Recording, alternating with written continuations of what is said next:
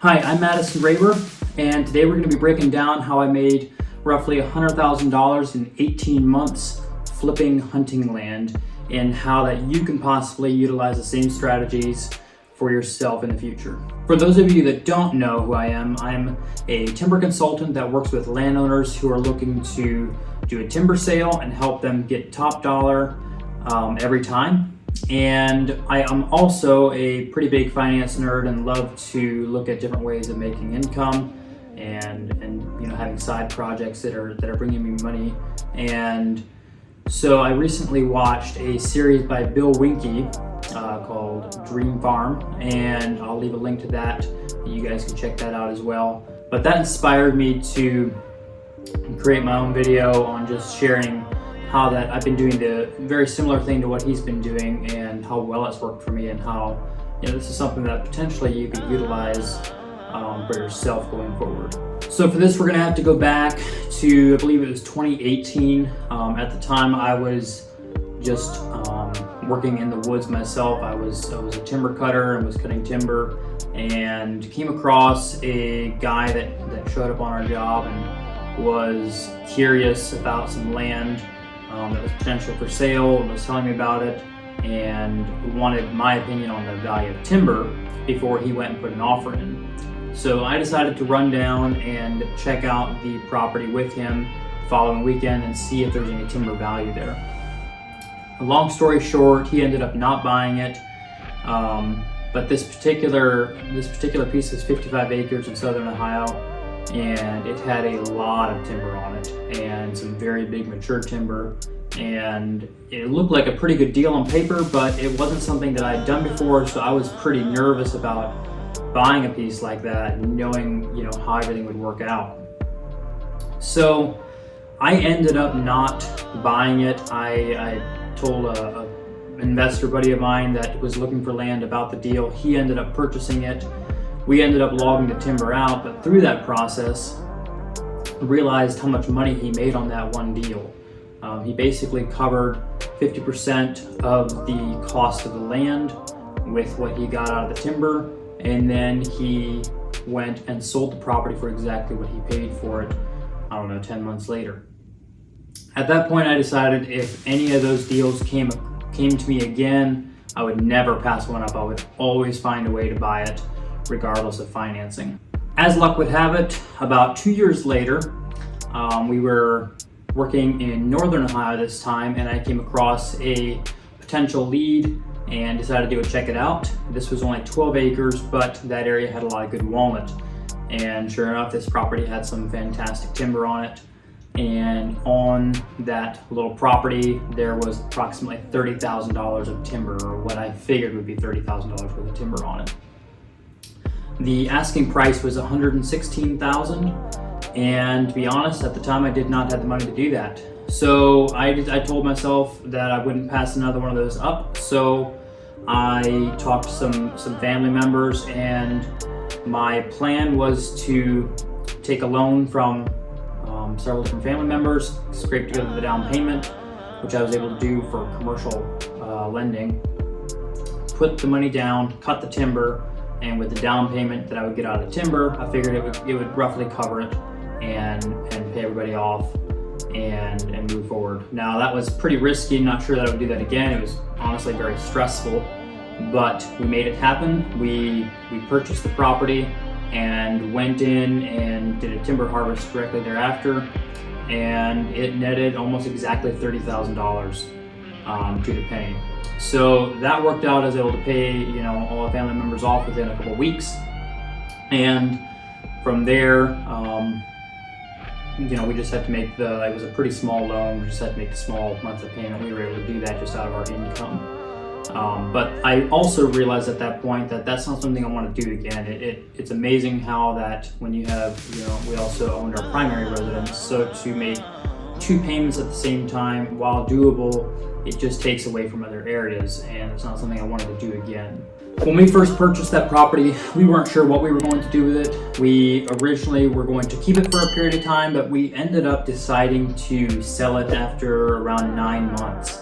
And we listed it and had it sold within a week, and we got $139,000 after the timber was taken off. So we profited our $30,000 from the timber, as well as the $23,000 on the property. Now, obviously, realtor fees had to come out of that, but all in all, I think we netted $42,000 or $43,000 on that deal in 9 months. After that, we happened to come across another deal right as we were selling that property, and we had accepted an offer and had another deal come up. And this was 38 acres down in south central Ohio, and that also had a good chunk of timber on it. I had walked the property previously, and I knew roughly the value of the timber on that, and knew that on this deal that I had the down payment. I just did a 1031 from my existing property into the next one that basically covered my payment exactly. Asking price for that was $210,000, but knew that if I harvested the timber, that timber money would make the payment for me for quite a few years. So what I did, I ran out the numbers of what my payment would be approximately on owning that piece of land, and then ran out how many years I thought I could hold that property with the timber money from after the timber was harvested. So that's what we did. We went in, harvested the timber soon after closing, and on all these properties, we were not doing a hard harvest. We did a pretty light harvest, just for aesthetically, so it doesn't look too bad, and didn't maximize as much as we could have. But I felt like we would do better on the back end when we went to sell that property. But we did sell it. We took that timber money, put it in the bank, and we figured we could hold that property for 4 years without any problems. And both of these properties, I went in while you were there. Had the crew do some dozer work. We put food plots in. We put tree stands, some ground blinds, and just made it an overall better hunting property than when we got it. That property we held for 6 months and ended up selling it. We sold that property for $240,000 after realtor fees were out of that. We netted $15,000 or $18,000 on the actual land portion of it, but we had our $43,000 from the timber money. So all in all, we in these 2 properties netted just over $100,000, and all of this was done on the side. I was able to continue working my job. This did not interfere with that. In fact, this is something I love doing, is working with land and on land, and love hunting and what you can do to improve a property. And this is something that can be sitting over on the side doing its thing. It's not taking away from my active income, and that's what I loved about it. If you can find a property that has timber on it, you can utilize that timber to essentially hold that asset while the asset goes up in value. I was fortunate on both of these that I was able to get an off-market deal below value. I could have turned around and just sold these for more right away, but honestly, I couldn't do that simply because I wanted to be able to make the payments, and so that's how I did that with timber, was to be able to cover the payments. But just wanted to share with you the value that timber has on a property.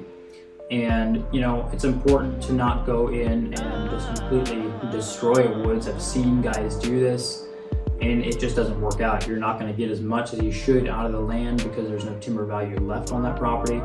and there's going to be very few buyers interested in a property like that that has zero timber on it. So if you can do a light harvest, improve the overall habitat, putting in some blinds, doing some work on the property, and actually raising that value of that property, it can work out really, really well as a side income while you own that property. And it's very little work for you on your part. So the main way that I analyzed these deals was first off looking for properties with good timber on them, something with large diameter and a good decent amount of volume and good quality of timber. The second thing was, looking, is it a property that I would want to own myself? A lot of these properties are being sold to hunters, and a lot of these hunters are becoming more and more savvy on the way that they hunt and look at a property. So if you're, going to be dropping, $250,000 on a property simply to hunt it, most guys are wanting that property to actually be a decent hunting property. These people are looking for how are they going to get to stand sites, what's the access like, which direction do they have to access in with the wind.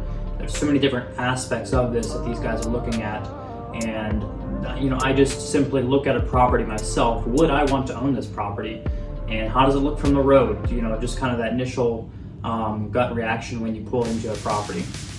And that'll tell you a lot if it's something that is going to sell easily, and that's one of the main things I was looking for. But 4 key takeaways on this is 1, being sure that you know the timber value. 2nd, only buy properties that you personally would want to own. 3, buy off-market deals, if at all possible, that are undervalued. And last but not least, working with a good real estate agent. If you are in the Ohio area, I have worked with Aaron Miller from Kaufman Realties, and he's a fantastic person to work with. I would highly recommend him. And if you want, you can reach out to him and tell him I sent you. But the other aspect is as well, if you're looking at buying a property, you can reach out to a logger or a consultant, and oftentimes they'll be willing to walk that with you and let you know if there's any kind of timber value on that. Usually they want to have the option to put a bid in on the timber if you are going to sell it, but most people are willing to do that for a guy if you have enough time. So hopefully you found some value in this video. If so, leave a like, comment, and subscribe, and let me know what you guys would like to see more of.